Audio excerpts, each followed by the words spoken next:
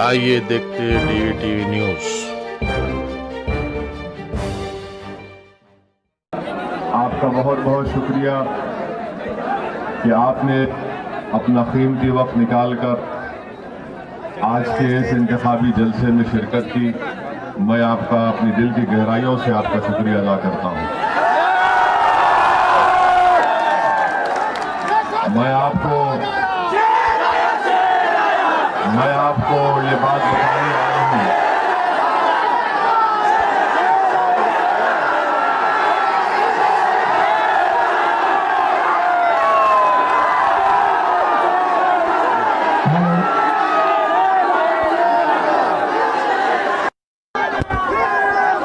और अल्हम्दुलिल्लाह आपने जो मोहब्बत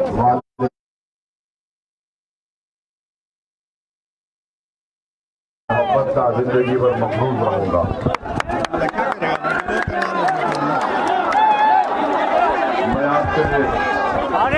मैं यहाँ पर कोई आवाम से बात नहीं करेगा, रुक जाइए, हम आपको बात करें। मेरे अजीज दोस्तों और बुजुर्गों, ये बड़ी अफसोस की बात है कि हमारी जमहूरियत में सेकुलरिज्म को जिंदा रखने की जिम्मेदारी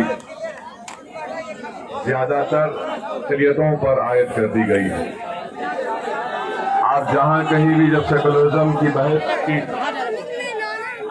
तो हमेशा हर सेकुलर पार्टी जो अपने आप को सेकुलर कहती है मगर कोई सेकुलर नहीं है, सब एक से एक फिरका परस्त है।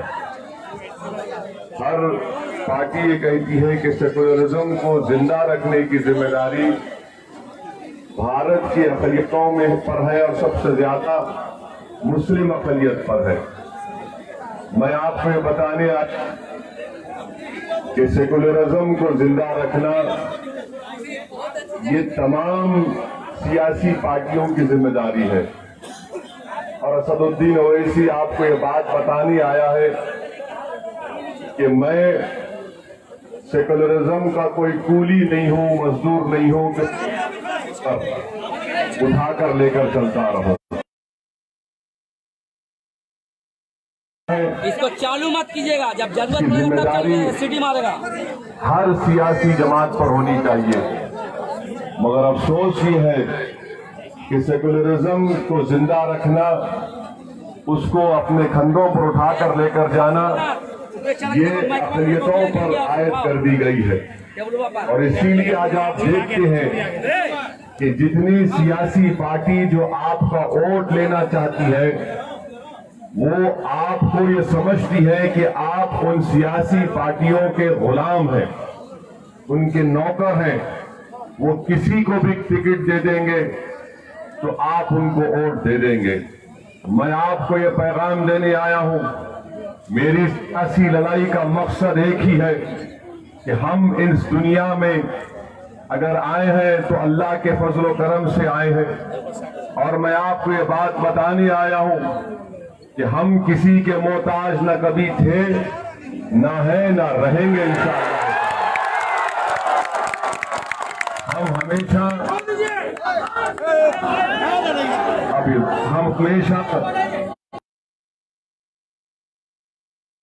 रब्बे कायनात के मोहताज हैं और रहेंगे इंशाअल्लाह ताला। और यही बात आपको आज के इस जलसे से ये पैगाम लेकर जाना है कि आप किसी के मोहताज नहीं है, हर सियासी पार्टी आपकी मोहताज है और हम बना के रहेंगे इंशाअल्लाह।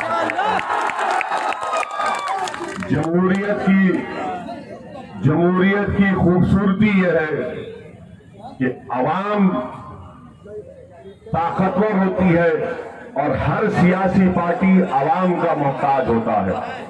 मगर यहां पर उल्टा खेल हो रहा है, यहां पर उल्टा खेल हो रहा है और हर सियासी पार्टी ये समझ रही है कि अक़लियतें कहां जाएंगी हमको छोड़कर।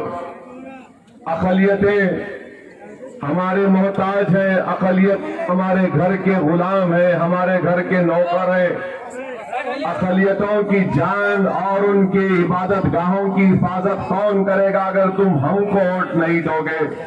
मैं आपको बड़े साफ और वाज़ेह अल्फाज में कह रहा हूं कि जिस किसी ने हमको पिछले 50 साल से कहा कि तुम्हारी जान की हिफाजत, तुम्हारी इबादत गाह की हिफाजत, तुम्हारे कल्चर की हिफाजत, जितने भी वादे किए गए थे, इन्होंने ही हमारे पीठ में खंजर घोंपा और हमको तबाह और बर्बादी के दहाने पर लाकर खड़ा कर दिए। ये बात आपको साफ तौर से समझना है। मैं ये बात इसलिए कह रहा हूं क्योंकि अगर आप बिहार में मुस्लिम अक़लियत या दलित का पोजीशन देखेंगे तो इसका जिम्मेदार कौन है? 30 साल से आपने 15 साल आपने एक परिवार को वोट दिया, आपको देख रहे हैं। 15 साल आपने नीतीश कुमार और बीजेपी को वोट दिया। 30 साल में आखिर हासिल हुआ?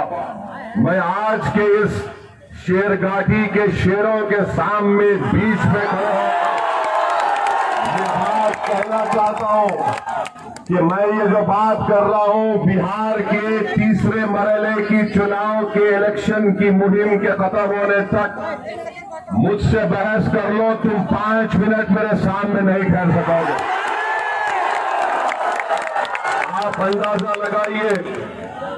आप अंदाजा लगाइए कि इस पार्टी को, जिसको आपने लालू प्रसाद यादव साहब की फोटो देकर उनको वोट दिया, आज वो एक दुर्गा वहानी आरएसएस की एक तंजीम के जिम्मेदार को अपना कैंडिडेट बनाकर आपसे कह रहा हूं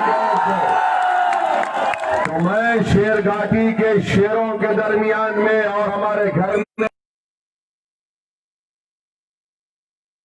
मैं उनको भी सलाम करता हूं और आपको ये पैगाम देने आया हूं कि हम सिर्फ वोट डालने वाले नहीं हैं।